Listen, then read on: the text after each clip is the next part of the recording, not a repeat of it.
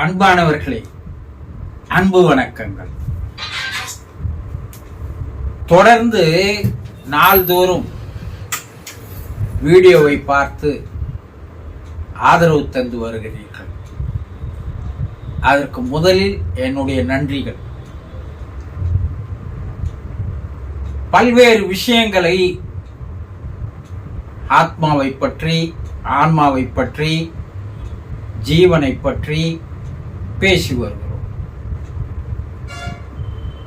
இதெல்லாம் தெரிந்து கொள்ள வேண்டிய முக்கியமான விஷயங்கள். இதை தெரிந்து கொண்டவன் ஆத்ம ஞானியாக மாறுகிறான்.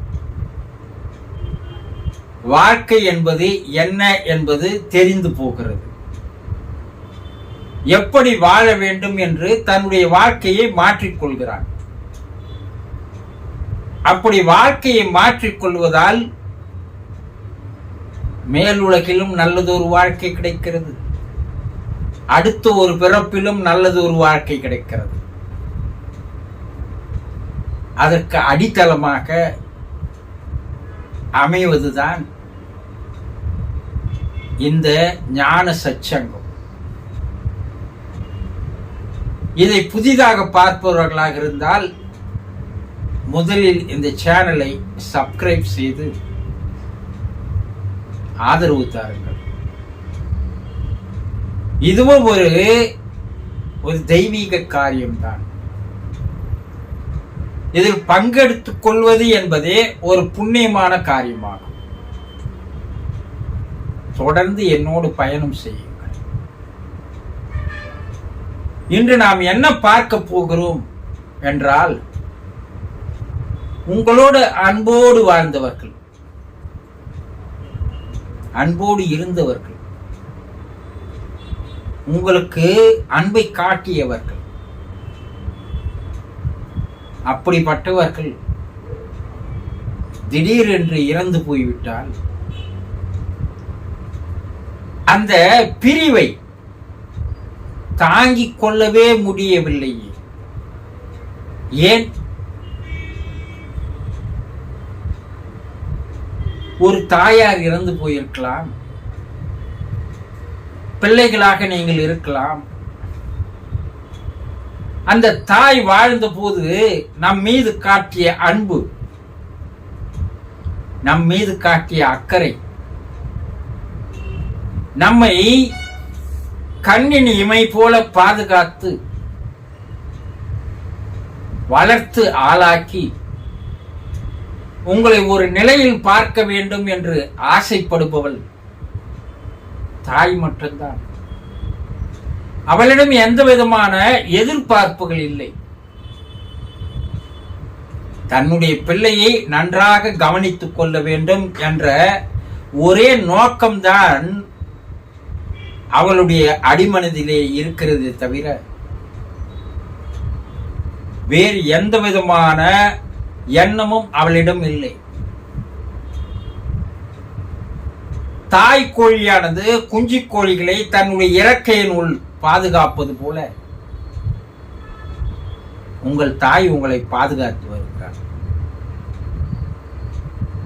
அவள் செலுத்துகின்ற அன்புக்கு ஈடு இணை எதுவுமே இல்லை. அவள் உண்ணாமல் உறங்காமல்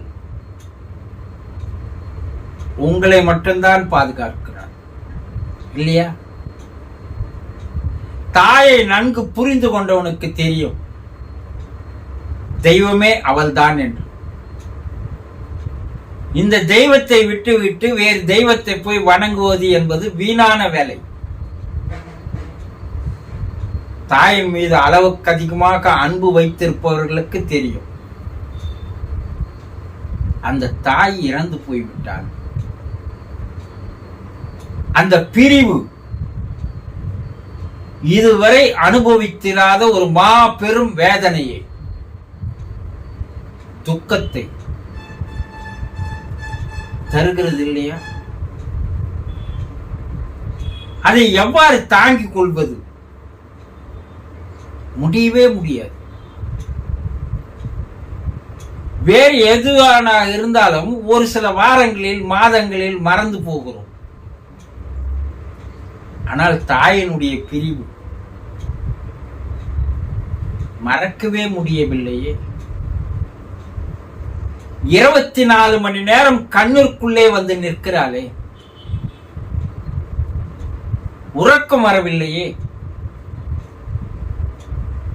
சாப்பிட அமர்ந்தால் அவள் நினைவு அல்லவா வருகிறது. நமக்கு என்ன தேவை என்பதை புரிந்து கொண்டு நம் உடலுக்கு எது ஏற்றுக்கொள்ளும் என்பதை தெரிந்து கொண்டு அவ்வாறு உணவு படைக்கின்ற அந்த அமுது படைக்கின்ற அவளுக்கு மட்டும்தானே அது தெரியும். நாம் என்ன சாப்பிடுவோம் என்பது உலகத்தில் வேறு யாருக்கும் தெரியாது, நம் தாய்க்கு மட்டும்தான் தெரியும். அந்த தாய் இல்லை என்றால் உணவு கூட இறங்குவதில்லையே. அந்த துக்கத்திலிருந்து வேதனையிலிருந்து நம்மால் வெளிவரவே முடியவில்லையே. நாளுக்கு நாள் அது அதிகமாகி போகிறது. மனதை மேலும் மேலும் மேலும் பாரம் அழித்துக் கொண்டே இருக்கிறது. கண்ணீர் வந்தபடியே இருக்கிறது. யாரை பார்த்தாலும் தாயை பார்ப்பது போல ஒரு பிரம்மை ஏற்படுகிறது இல்லையா? அது ஒரு மாபெரும் வேதனை, மாபெரும் சோகம். தாயை இழந்த பிள்ளைகளுக்கு தான் அதனுடைய அருமை தெரியும். இப்போது தாய் இருக்கிற பிள்ளைகளுக்கு தாயினுடைய மதிப்பு தெரியாது. ஒன்று இருக்கும் போது அது மதிப்பு தெரிவதில்லை. அது இல்லாது போகும்போதுதான் அந்த மதிப்பினுடைய மகத்துவம் தெரிகிறது இல்லையா? தந்தை இறந்து போனால் பிள்ளைகள் பரிதவித்து விடுகிறார்கள். காப்பாற்றுவதற்கு ஆள் இல்லை. தாய் அன்பை தருகிறாள், தந்தை அறிவை தருகிறான். தந்தை இல்லை என்றால் அந்த நிலை குலைந்து போனது போல நின்று விடுகிறோம். யார் நம்மை படிக்க வைப்பார்கள்? யார் நம்மை காப்பாற்றுவார்கள்? யார் நம்முடைய செலவுக்கு பணம் தருவார்கள்? அதை நினைத்து நினைத்து நினைத்து தந்தை இழந்த பிள்ளைகள் வருத்தப்படுவதை பார்க்கும் பொழுது நம் கண்ணில் தண்ணீர் வருகிறது. உயிரோடு தந்தை இருக்கும் போது அந்த தந்தை எந்த பிள்ளைகளும் மதிப்பதில்லை. ஒரு தந்தை இறந்து போனால் ஆண் மகன் அதிகமாக பாதிக்கப்படுவதில்லை. ஆனா பெண் மகள் இருக்கிறாளே, அவள் தான் அதிகமாக பாதிக்கப்படுகிறாள்.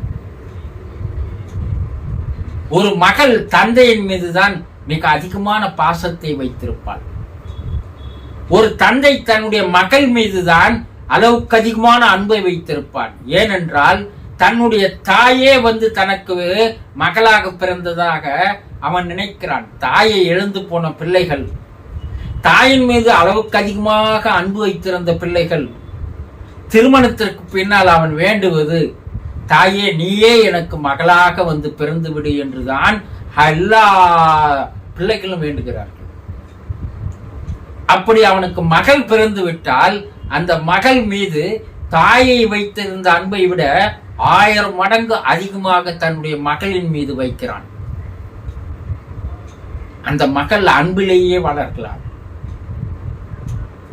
அந்த தந்தை காட்டிய அன்பு கிடைக்காத போகும்போது அந்த பெண் கலங்கி போகிறாள் இல்லையா? ஒரு கணவனை இழந்துவிட்ட மனைவி துடிக்கிற துடிப்பு வார்த்தைகளால் சொல்ல முடியாது. அவன்தான் எல்லாம் என்று நம்பி பிறந்த வீட்டை விட்டு புகுந்த வீடு வந்தோம். 2 பிள்ளைகளை பெற்றெடுத்து விட்டோம். எந்த விதமான கஷ்டமும் தெரியாதவாறு அவர் அல்லவா எல்லாத்தையும் பார்த்து கொண்டார். குடும்ப பாரத்தை தாங்கினார். வரவு செலவு கணக்குகளை பார்த்தார். அதில் சேமிப்புகளை வைத்தார். அந்த மனுஷன் உயிரோடு இருக்கும் போது எங்களுக்கு கஷ்டத்தை கற்றுக் கொடுக்கலையே. எல்லாத்தையும் அவரே தாங்கி கொண்டு அல்லவா எங்களை பார்த்து வந்தார். திடீரென்று இறந்து விட்டார். இப்போது நான் என்ன செய்வேன்? எனக்கு யார் உறுதுணையாக இருப்பார்கள், என் பிள்ளைகளை யார் காப்பாற்றுவார்கள் என்று அவள் வடிக்கிற கண்ணீர் இருக்கிறதே, அதிலிருந்து வெளிவர முடியாது. மனைவி இறந்து போன கணவன்மார்கள் துடிக்கிற துடிப்பு, அதற்கப்பால் அதையும் வார்த்தைகளால் வர்ணிக்க முடியாது. அவனுடைய உடம்புக்கு எது தேவை என்பதை பார்த்து பார்த்து செய்பவள் மனைவித்தான். தாய்க்கு பின் தாரம்தான். உணவு பற்றி கவலைப்படுவதே இல்லை. காலை, மதியம், இரவு நமக்கு எது தேவை, எது ஆரோக்கியமான உணவு, எது நம்முடைய உடம்புக்கு ஏற்ற உணவு, எது காரம் கம்மியாக சாப்பிடுவார், எல்லாத்தையும் விரல் நுனியில் வைத்திருப்பவள் மனைவி. அவள் எதிர்பாராத விதமாக இறந்து போகும்போது அந்த கணவன் துடுப்பில்லாத படகு போல ஆகிவிடுகிறான் இல்லையா? பெற்றோர் உயிரோடு இருக்கும் போதே கண் எதிரிலேயே தன் பிள்ளைகள் இறந்து போவதை பார்க்கும் போது பலகாலம் தவமிருந்து பெற்ற பிள்ளை, அந்த வாரிசு வளர்ந்து வருவதற்குள்ளவே இறந்து போய்விட்டது. சோகத்தில் பெரிய சோகம் புத்திர சோகம் இல்லையா? அந்த புத்திர சோகத்தில் மாட்டிக்கொண்ட பெற்றோர்களால் வாழ்க்கையே இருண்டு போனது போல போய்விடும். ஏதோ நடைப்பெணமாக வாழ்வார்களே தவிர ஒரு உயிரோடு உணர்வோடு வாழ்வதில்லை. பல பெற்றோர்களை நான் பார்த்திருக்கிறேன். பல பேர் என்னிடம் வந்து கண்ணீர் விட்டு கதறுவதை நான் பார்த்திருக்கிறேன். என் பிள்ளை என்ன பாவம் செய்தார், என் பெண் என்ன பாவம் செய்தாள், சிறு வயதிலேயே எங்கள் கண்ணெதிரிலேயே நாங்கள் உயிரோடு இருக்கும் போது அவள் இறந்து போய்விட்டார்களே. கடவுளுக்கு கருணை என்பதே இல்லையா? அவர்களுடைய சோகம் அவர்களை ஆறுதல் செய்யவே முடியாது. ஊரார் பிள்ளைகளை பார்க்கும் போதெல்லாம் தான் பிள்ளை இப்படித்தானே இருந்திருப்பான் என்று ஒவ்வொரு பிள்ளையும் பார்க்கும் போதெல்லாம் அவர்கள் மனம் குமுறுகின்ற குமுறல் இருக்கிறது. யார் அவர்களுக்கு ஆறுதல் சொல்ல முடியும்? சொல்லுங்க. அது சோகத்திலே ஒரு பெரிய சோகம்.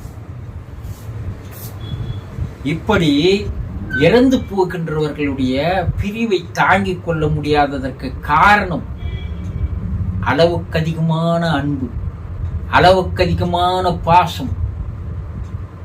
இந்த அன்பும் பாசமும் தான் அவர்களை பெரிய சோகத்தில் ஆழ்த்துகிறது. உண்மையான அன்பு இருக்குமேயானால் அந்த சோகத்திலிருந்து வெளிவருவது என்பது அவ்வளவு சாதாரண விஷயம் அல்ல. இது வாழ்க்கையில் ஏற்படுகிறவர்களுக்கு நடக்கின்ற நிகழ்வுகள். அவர்கள் அனுபவிக்கும் போது அதை மற்றவர்களுக்கு சொன்னாலும் புரியாது. அவர்களுக்கு ஆறுதலாக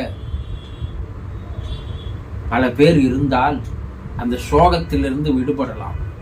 இன்றைய காலத்தில் துக்கத்திலோ கஷ்டத்திலோ யாரும் பங்கு கொள்வதற்கு தயாராக இல்லை. எல்லாம் சுயநலத்தோடு வாழ்கின்ற மக்கள். அக்காலத்தில் இருந்தார்கள், இக்காலத்தில் இல்லை. இதையெல்லாம் புரிந்து கொள்ளுங்கள். புரிந்து கொண்டீர்களா? சந்தோஷம்.